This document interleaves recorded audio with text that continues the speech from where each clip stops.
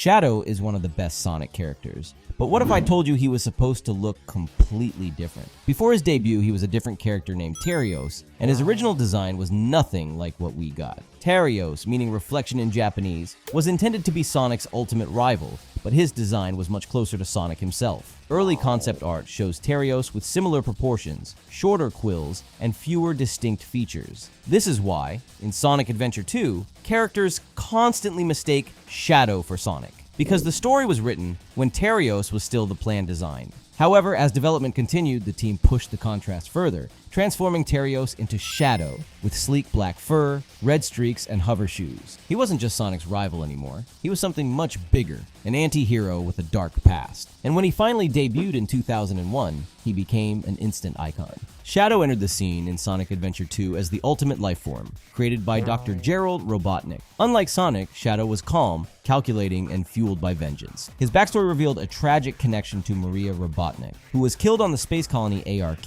Her final wish was for Shadow to protect humanity, but her death twisted his purpose into one of revenge. With chaos control, super speed, and a mysterious past, Shadow proved to be Sonic's greatest rival. The game ended with him achieving Super Shadow form, teaming up with Sonic to stop the final Hazard. In his final moment, he seemingly sacrifices himself, cementing his legacy as one of the most compelling characters in Sonic history. But Shadow's story didn't end there. Sonic Heroes brought him back, but with one major twist. He had no memory of his past. Rouge and Omega joined him to form Team Dark, uncovering Eggman's hidden Shadow androids, leading to a new mystery. Was this the real Shadow, or just one of Eggman's clones? This marked a major shift for Shadow. He wasn't just a rival anymore. He was a character on a journey of self-discovery, questioning his own identity and purpose. In Sonic X, Shadow's Sonic Adventure 2 story was adapted, sticking closely to the game's version of events. However, Sonic X went a step further, by bringing Shadow back for the Metarex saga, where he became a fully independent warrior. He wasn't just fighting Sonic anymore. He was up against the Metarex, proving himself as one of the most powerful characters in the series. By the end, Shadow had solidified himself as an anti-hero, working alongside Rouge and Omega much like in Sonic Heroes, setting up his future as a lone agent. In 2005, Shadow got his own game, marking a major shift in the franchise. Shadow the Hedgehog expanded on his origins, revealing the full truth. He was the original ultimate life form,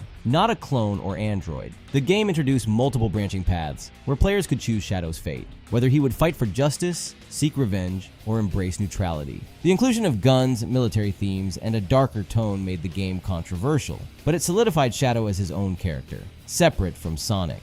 By the true ending, Shadow rejects the Black Arms, defeats Black Doom, and fully embraces his identity. This was the moment where Shadow was no longer bound by his past, finally carving out his own path as a true anti-hero. Shadow returned in Sonic the Hedgehog 2006, playing a key role in stopping the apocalyptic entity, Mephiles the Dark. Unlike previous stories, this time Shadow was forced to confront his own future. Mephiles tried to manipulate Shadow, warning that humanity would one day betray him, just like in Sonic Adventure 2. But Shadow refused to let his past control him, proving that he had moved beyond his trauma. His most iconic moment comes when he fights off an entire army while wearing inhibitor rings, then removes them to unleash his full power. This was proof that Shadow had become stronger than ever, showing no hesitation in doing what needed to be done. Sonic writers introduced a high-speed, futuristic racing competition, but unlike other Sonic games, Shadow wasn't part of the main storyline. Instead, he was an unlockable character, proving his skill on extreme gear hoverboards. He returned in Sonic Riders Zero Gravity and Sonic Free Riders, where he became a fully playable competitor.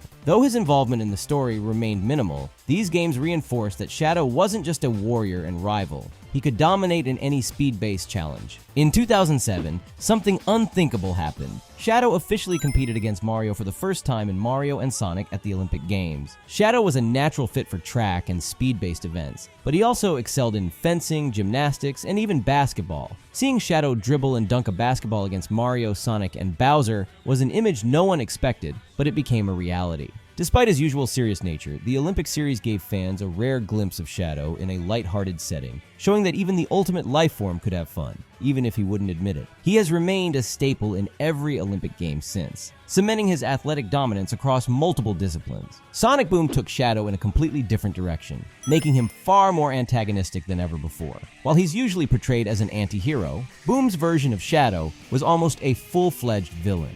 he showed pure disdain for Sonic and his team, treating them as beneath him. His personality was colder and more arrogant, and his combat style was aggressive, reinforcing that he was a true lone warrior. Though Sonic Boom was a separate continuity, it gave fans a new perspective on Shadow, one where he wasn't conflicted about his past or torn between good and evil. Instead, he was simply out for himself, making him one of the most dangerous versions of the character. Shadow returned in Sonic Forces as a playable character and a key figure in the Resistance's fight against Eggman's army.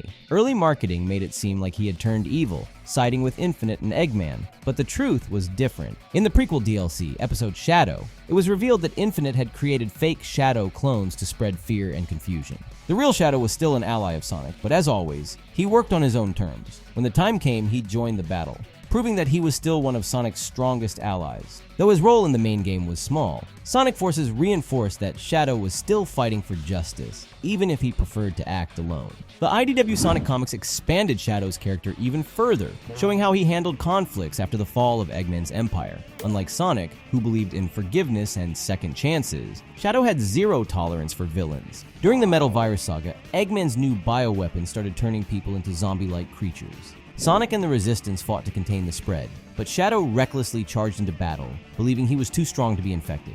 Instead of using strategy, he ignored warnings, attacked head-on, and ended up getting infected himself. His overconfidence led to disaster, proving that while Shadow was powerful, he wasn't invincible. His actions put others in danger, and for the first time in a while, he paid the price for his arrogance. Unlike the Sonic Riders series, Team Sonic Racing placed Shadow directly in the story, as part of Team Dark alongside Rouge and Omega. This time, the trio wasn't just racing for fun. They were investigating the mysterious Dodon Paw, suspecting that he was connected to Eggman's latest scheme. Shadow's competitive nature shined throughout the game, but in typical fashion, he kept his serious, no-nonsense attitude, even in a lighthearted setting. Though Team Sonic Racing was a smaller role for him, it once again reinforced that Shadow thrives in high-speed competition, no matter the setting. In Sonic Prime, Shadow played a unique role compared to the rest of the cast. While other characters had alternate versions across different realities, Shadow was one of the only ones unaffected by the multiverse shattering. Trapped in a pocket dimension, he constantly clashed with Sonic, blaming him for the destruction of their world.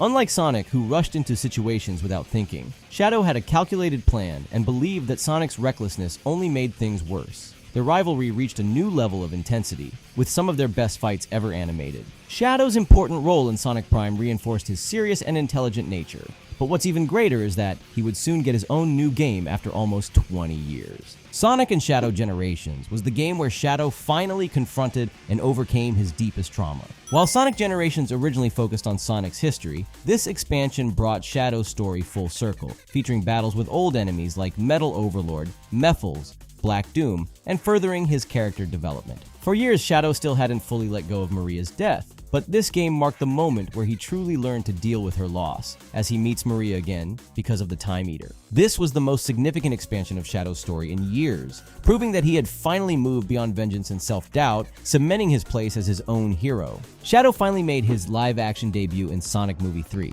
and with Keanu Reeves voicing him, he brought a level of depth and gravitas that made his story one of the film's most powerful elements. The movie took heavy inspiration from Sonic Adventure 2, featuring the Space Colony arc, Gerald Robotnik's experiments, and Maria's tragic fate. But what made it stand out was how it paralleled Shadow and Sonic's journeys. Sonic, for the first time in the film series, was pushed to his limits, tempted by the same thirst for revenge that once consumed Shadow. Their rivalry wasn't just about who was stronger, it was about who they would become. Shadow, having already walked this path, became a reflection of what Sonic could turn into if he gave in to anger. By the end, Sonic Movie 3 delivered a powerful lesson about overcoming loss and revenge, making Shadow's arc one of the best adaptations of his character to date. His introduction to Hollywood became an instant classic, ensuring he would play a major role in future films. Speaking of powerful rivals, Metal Sonic has had just as much of an evolution as Shadow. From his original form to his monstrous Neo-Metal Overlord, his transformations have made him one of the deadliest threats in the Sonic universe. Click the video appearing on screen before it disappears to see how Metal Sonic has changed over the years.